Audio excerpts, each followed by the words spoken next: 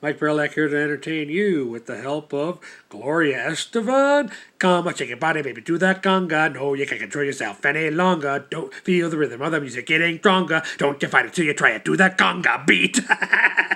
Actually, I know 2 songs called Conga. Genesis.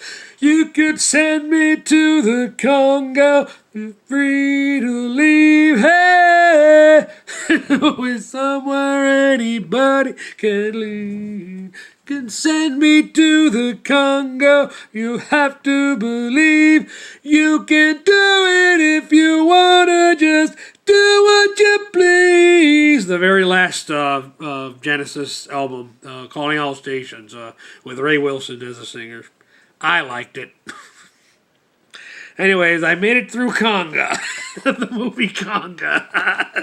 So I'm going to do a video while it's all fresh in my mind. I should probably give spoiler alerts for this one because there's a lot. I can't say I understood 100%, but anyways, yeah, spoiler alerts. Yeah, it turns out I don't have it on DVD, so I had to watch it on VHS. But there's something kind of interesting. Before the movie starts, there's actually a film mantra advertisement where they're playing the song "All I Need Is a Hero" by Bonnie Tyler. But anyways, whenever that I in the past watching these when I was a kid, I was like saw many times, saw once. Heard of it, never seen it, never heard of it, never saw it. When these film montages show up. Well, anyways, a surprise for me, Bruce Campbell is in this movie.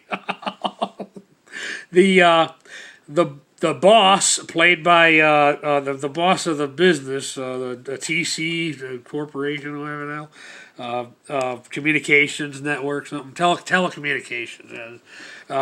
He's not exactly human unless you speak his language, but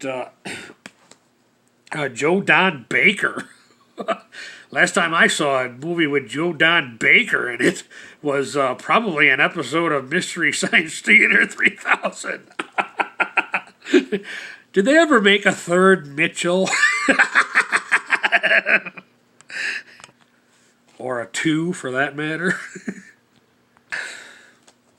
Anyways, there's a gorilla named Amy who speaks through sign language, and I throughout the movie I was like, is this gorilla real or fake? I think it was fake. I think it was a suit, a person inside a suit. But for the story's sake, I was willing to play along. Another surprise for me, Tim Curry is in this movie. He plays a Romanian shady person, explorer or whatever. So there's a lot of back and forth and trying to get all these groups of people together, the scientists, the explorers, the electronics expert, the professor, the guide, and in this, obviously money had to sometimes does bring people together. I guess they needed help with they thought that their expedition was fully funded, but it turns out they didn't have the $56,000 gas to get all their stuff, them and all their stuff over to the Conga. So that's how the woman who works for the evil boss of this TC corporation got weaseled her way into, well, not really weaseled, but depending on your point of view, that's how she got able to go. And the theme of is there really a such thing as are apes natural killers or not? There's political uproar in Africa to top it off, which is making it very hard to get to the Conga. But especially the Romanian dude, Tim Carey's character, they want the blue diamond, the future of communication. At one point, the guide, played by Ernie Hudson, I think that's his name. Anyways, he tells him that the ape is going to help you guys get to the Congo because the locals don't want to be on film being cruel to any apes for some reason. But when they get there, or not to the Congo yet, but one step in their journey, the guys are joking in their native language. That guy's married to the ape, and they're all laughing. And the teacher of the gorilla, Amy, can't help but wonder if that's at my expense. And the guy says, "You are correct, sir." But turns out the guy who gets their stuff there now is, I don't know his name, but he's the backstabber from the Matrix movie, the original Matrix movie. Oh, God. So they're on the plane now, on the way to the Congo, and they invade somebody's airspace, so boom, boom, somebody launching missiles at their airplane, which they're... so they have to parachute themselves and all the supply off of the thing, and right there into the jungle. At this point, the teacher tells the guide, "Listen, I'm not James Bond. I'm not. This is not for me. I'm done." And the guy tells him, "Okay, but we're kind of all stuck here, so you're free to go your own way. But I should warn you, this is the." This is the jungle here. People disappear all the time. They're all wondering about this lost city of Zinj, especially Tim Curry's character. And to add to the thrill, there's a volcano that could ignite any day now.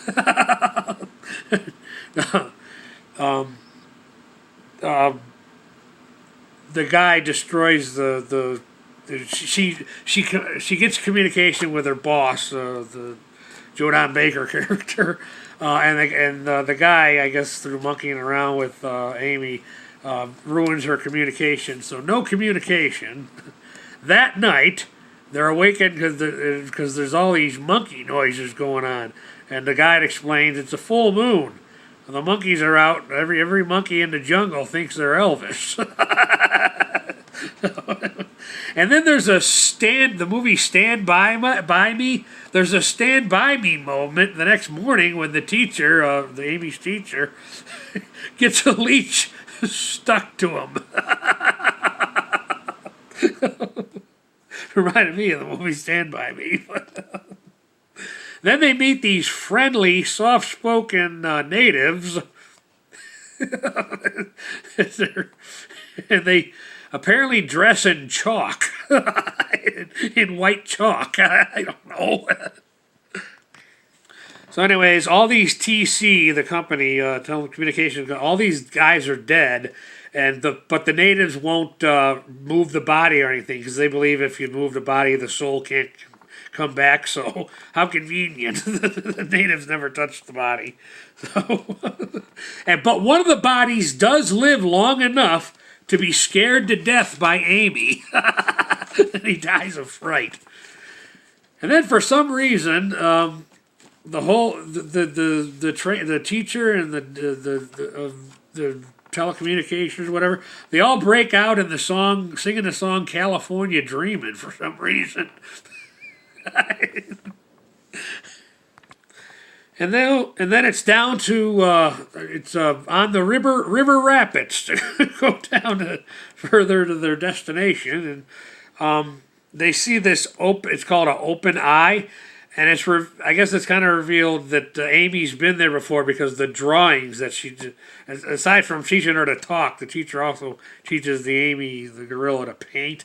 And apparently she's drawing, included in her drawings of the jungle, is this it's called Open Eye, which is tells the Tim Curry character that this Zinch or Zinch is this lost city of Zinch is real, and that Amy has been there.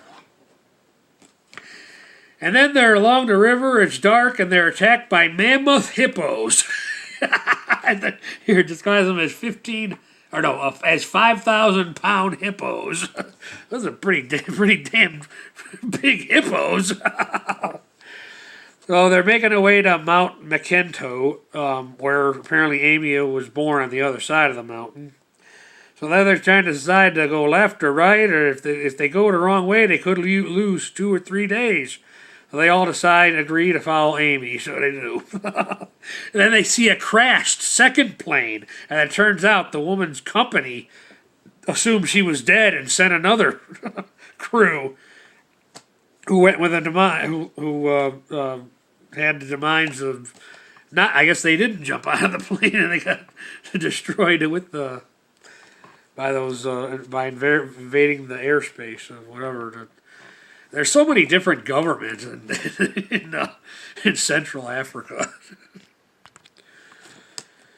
and they come face to face with some real guerrillas, and the guy's like, "Don't run." It's like, I know, I read the books. If you run, they'll chase you. So this guy comes right up to him, sees him, looks him in the eye. And it turns out everybody else did, maybe they didn't run, but it took a few faces back, because he's standing there alone when the thing goes away. And then Amy talks to him, and then I guess everything's all right. And then there's some sort of alarm, and at this point in the movie, I'm kind of hoping that Bruce Campbell's character is still alive. And they kind of discover more that maybe this lost city of Z-I-N-G, how the hell you pronounce that, Israel. Yeah, they're looking around for diamonds, maybe? I don't know. And apparently the place has got an inside where there's all over the walls hieroglyphics. And apparently... these hieroglyphics were written by ancient natives or something. This is where it gets a little... Amy wanders, and then these gray apes, or gray gorillas, show up. And I guess these gorillas were taught to use their aggressive instincts to protect these diamonds, apparently. In the hieroglyphics that says "we're watching," they describe. So they basically these gray gorillas are guard dogs that turn down their masters. Domesticated apes, guard dogs that turn down their masters, more or less. The teachers, but they still had their aggressive instincts. And then the volcano erupts and starts to destroy the place after they learn that, oh, it's all true, the lost city of Zinj. So Tim Curry's character is like, okay, well, let's get out of here, but first let's get the diamonds, no, get out. There's lava and everything's falling apart. It turns out his character's name was Charlie, but Bruce is in fact dead. His dead hand is got clamped a rock that has a diamond in it. And there's also a sulfur in the cave, which is making their eyes burn, which is another reason why I guess it avoided heat. Yeah, this area eluded heat-seeking missiles for some reason. I don't. I'm still working it out myself. And then Amy's maternal gut instinct is responsible for saving her teacher from the gray gorillas. Believe it or not, it's funny how nature, animals are more in touch with nature than humans are in any event. That's what I believe, anyways. But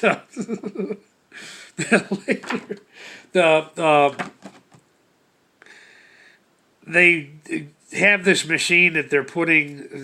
It's kind of like a laser, I guess. I don't know. Use it to cut down a tree at one point so they can escape. Anyways, she reestablishes somehow. Oh, because there's in their luggage that parachuted to the ground. One of them was a balloon for them to leave hot air balloon for them to leave when all this BS is over. And she reestablishes contact with the Jonan Baker character, Schmuck. And it proves positive that he's more concerned about getting the diamond as opposed to his dead son, Charlie, which I think was his son. That's how I gathered it. So she's like, how I told you that if I ever found out that you sent me here to get a diamond and not to check and see if Charlie was still alive. And he's like, no. And of course she destroys the diamond. And, the one diamond they had anyways. But, so anyways, Amy goes to live with the good gorillas in the aftermath of all this crap.